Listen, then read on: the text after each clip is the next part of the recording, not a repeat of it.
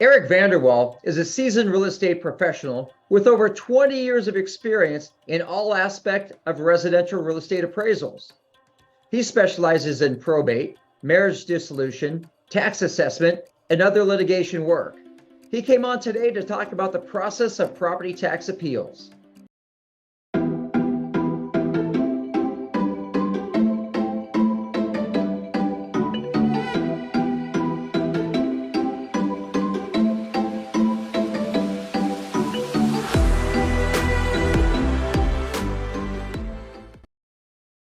Hello, Eric. Thanks for coming on with us today. How you doing, Jeff? Thanks for having me. Doing well, doing well. So help us understand your background and how you got into the business of appraisal.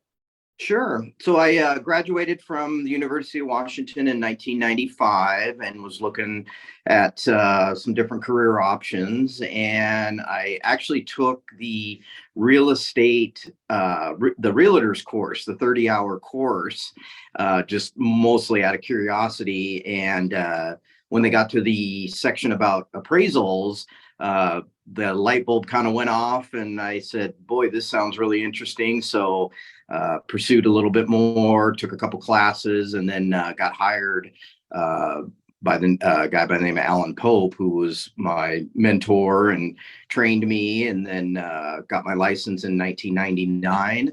And from there, since then, I've been appraising real estate. Started my own firm about 3 years ago, and yeah, been a great career. Got my son working for me now, so. Well, good. Well, tell us a little bit more about your business and the services you provide. Sure. So I primarily do what we call private fee work, or sometimes what's referred to as non-lender work. So most appraisers, or at least what most people think of as appraisers, as doing appraisals for loans, refis, sales. I do very little of that type of work. My work is mostly litigation work. So a lot of divorces, state tax planning, probate, other court type cases where they need an appraisal on a residential property. So that's been my primary focus for probably about 6-7 years now. Great. Well, one of the things you do is help people with property tax appeals. So Exactly. sticker shock tax statements went out here recently, and I know that some people will have some real sticker shock to what they're receiving in the mail. So help us understand, like, start with what are the property taxes for? Why does Washington assess property taxes, and what's the revenue? Give us just a little background about that. Sure. So counties will assess properties, and then they have tax rates based on each county has different tax rates. And so those taxes go to things like infrastructure, schools, just different things that the government needs to pay for. And each property gets an assessment, and then based on the tax rate, they have their annual property taxes that go for those things. Yes, and so there's variations between different places, certain counties and jurisdictions, and levying for different things that change it. And it's been quite a large increase this year. Have you heard any idea on the numbers we might be looking at? No, yeah, you're right. Each county is the tax rates are a little bit different, and the counties tend to lag a little bit behind the market in terms of their assessments. So yeah, now that the market has had a couple of years of some pretty strong appreciation up until middle of 2022, you're going to start to see the counties picking up those higher comparable sales, and you'll start seeing assessments going up and up, and which they already are starting to with this year. Yes, I heard something like maybe 22% for this year. Yeah, I wouldn't be surprised if you see in that 20% and higher range. Yep. So with this, so people get their property tax statement, they're shocked by it, they're wondering how, is there an errors or anything like that? So if you wanted to appeal it, I understand the county has some resources. Do you know anything about those? Sure. So each county is a little bit different in the way that they go about it, but they all have a process. Generally, going to their website, to the county website, and there's a process that you go through to appeal your tax assessments, and they have forms that you can fill out and basically provide evidence that you think your tax assessed value is too high. Great. And I think the King County is a property tax advisor service there. And I understand they're independent from, the assessor or board of equalizations, but, there's a time limit to it. So you get it in the mail, and I understand you have about 60 days from the day you get your value assessment.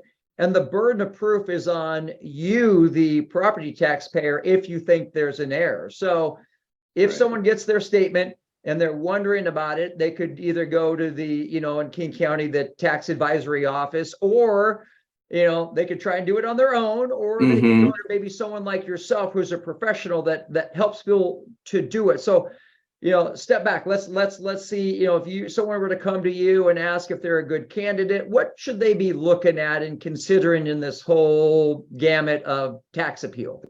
Right. Yeah. So, most people have a general idea of what their home might be worth. And so if somebody gets a tax assessed value and it's jumped up by 25%, maybe even more, that's a pretty good indication that possibly it may be overvalued by the assessor.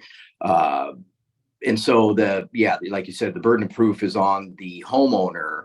And so what the county wants is basically proof, data showing that your house is assessed too high. And there's a couple different ways of going about doing that. Like you said, one is the homeowner can do it themselves. They can find sales in the neighborhood or in their neighborhood market area that they think are good comparable sales that show that the value isn't as high as the assessor has. And in more subdivision type housing, that's not too difficult for a homeowner to do, especially if you're in a decent sized subdivision and pretty homogeneous. It gets a lot more difficult when you are just a homeowner and you live in maybe a more diverse market area of homes and prices. And it's a little bit harder to find that data that is truly comparable to your home. And so that's where hiring an appraiser is a possibility for some homeowners to find that data. And then as an appraiser, we can just provide data if that's just basically raw data, if that's what somebody wants, or we can do a full appraisal and document all the reasons why their assessment might be too high. Great. Okay. So basically, you have to go look to either find an error. Maybe they have some information wrong about your house, and that's changed the valuation incorrectly, or maybe you just think that it's some other assessment or something different. So they get comparable sales that, properties that have sold in and around their area, they're like to them.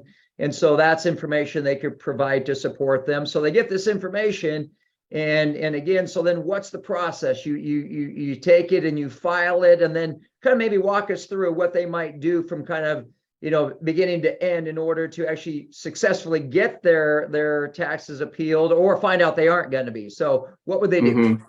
Yeah. So, for example, in King County, there's a form that you fill out, and they have a section where it's essentially like an appraisal sales grid. You put your three comparables on this form. You put on there why you think yours is inferior or superior to the comparable that you're putting in, and you basically tell them that based on this information, I think my assessed value is too high.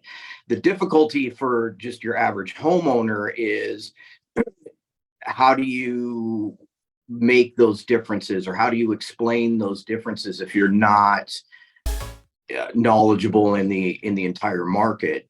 For example, if you say I've got a 2-car garage and the house next door has a 3-car garage, well, what is the difference in the market? Well, if you're not knowledgeable in your market area, or you're not a realtor, appraiser, somebody in the real estate market, you might not know how to make those differences and explain why a 3-car garage is worth X amount dollars more than a 2-car garage, for example. So as a homeowner, it's a pretty somewhat difficult process to do just on your own, without having some of that knowledge of the market. And that's where an appraiser can help out with that, especially, like I said, if you've got more of a unique property, or just a property that where it's a lot of diversity in the housing and site areas. That's where it gets to be a lot more difficult for a homeowner to do on their own. Got it. I mean, there's things like, views and slope, size of the property, other nuisances. Maybe you're near an airport or something like that, that may impact the value. So obviously, Right. All those things that you may, hey, these are our best things we can do, and put our best foot forward. So, okay, so someone's getting ready to go in and do this. Are they going in, like, you got a judge and a gavel there, or you got the 3-panel member? What would someone expect if they were trying to do this on their own to go in and to make their case? Right. Yeah. So, yeah, basically once you submit the information to the county, then it's up to them to decide whether or not you've basically made a good case or not. And the counties generally, they're looking at things on more of a macro level. So they're just taking more data, not necessarily comparable data. So when you give them more of a, just say, 3 comparables on a form, they're going to have to look at those a little more closely than what they're typically used to. And so it depends a little bit on how they view whether or not the data you provided is reasonable or not. And if they do, then they may lower your value. And if they don't, then they won't. Good. And if they do, can you say, all right, done, this is it forever? I mean, or might someone have to go do this again even if you were successful, he might have to go do it again in the future? How often are they doing these assessments? Yeah, so they do assessments every year. You're going to get your tax assessment value, and like I said, more of a macro. So they're going to look at all the sales within a certain range, but that doesn't necessarily mean that they're in the same market area.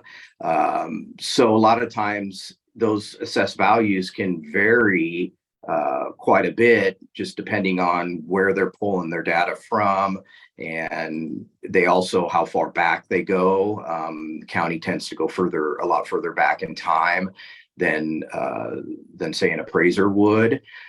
So that you may get it lowered one year, and then it may end up back up where it was, or even higher the next year, depending on what they use for their data. Death and taxes, they're always something we have to deal with. And one of the things that I've heard people talk about for valuations is when it's effective. So, as I understand, it's January. So for January 2023, they're looking at the value of your property as of January 1st, 2022. So it's not exactly, current, that they're looking at their data. Right. And even I know in King County, they've said they go back as far as 3 years, which is quite a broad range, because, if we go back 3 years, that's pre-pandemic or right at the start of the pandemic. And obviously the market was very different in 21 and 22 as it is the latter part of 22 and now into 23. So even going back 9 months, the market's changed quite a bit. So when you're going back year, 2 years, even 3 years, it's a completely different market that we have now. And so while some areas have declined by 20% over the last, say, 9 months, the county could still be looking at sales and data that occurred during that massive appreciation we had in 21 and early part of 22. So yeah, the county will likely still have assessed values going up, probably even into 2024.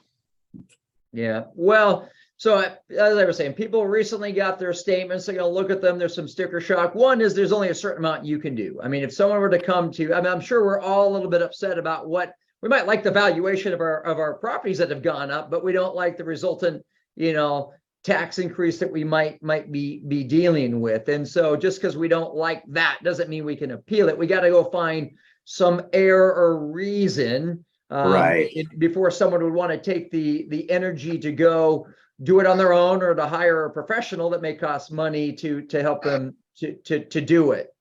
Right. Yeah, just because values have gone up isn't a reason to say that your value is too high. We all are getting a lot of sticker shock. And like you mentioned, it was great when we were seeing our home values increase in 21 and 22. But of course, yeah, the flip side of that is that means your assessed value is going to go up as well. The part where people can really look at is to say, yes, it went up in 21 and 22, but now we're starting to see this decline. And if the market continues to decline, you're going to see assessed values exceed likely what could be market value in the for a lot of people. And in that case, yeah, it makes sense to try to see if you can get it lower down if you feel they've just overshot their assessed value. Good. Okay, so pivoting a little bit. So I work with college students that are going to be getting ready to graduate here in a few months, and I know that you have a recent grad in your household and in one in college. So if you had some advice for a young, driven college student getting ready to go out into the real world, what advice might you have for them? Yeah, the biggest thing is I've always been a big proponent of just working hard. If you have a passion for what you do and you're willing to work hard at it, I believe you will be successful. There's no shortcuts in this business. There's no shortcuts in if you want to be successful. It really just comes down to how hard are you willing to work. And if you're willing to work hard and you're passionate about what you do, then I see no reason why you wouldn't be successful. Great. Okay, another question. So is there a book that has had some great impact or influence on your own life? Yeah, when I first got started in my career as an appraiser, the Alan Pope, the mentor that I had, was and is a big proponent of the Appraisal Institute, and so they publish a lot of books about appraising. And so the one of their basic fundamentals of real estate book really got me excited about appraising and real estate, and that was one of the most influential books as far as my career goes. Great. And I think I have this one here that I had to read for class. I don't know that I got excited about it. I guess use it for a paperweight or something to help fall asleep. But no, it is actually a very good book on understanding the appraisal process and what goes into it. So, okay. So finally, if people wish to connect with you, what's the best way for them to do so? Yeah. So if you're looking, either for a tax assess questions or like I said, even just providing some information and data. Of course, as I mentioned, do a lot of divorce cases and state tax planning. So best way is either my phone, which is 206-372-3193. My email, eric@vanderwaalappraisal.com, or you can go to our website, vanderwaalappraisal.com. Great. Well, we'll include those links here in this video as well. And Eric, thanks for coming on today and sharing your knowledge and experience. Thank you.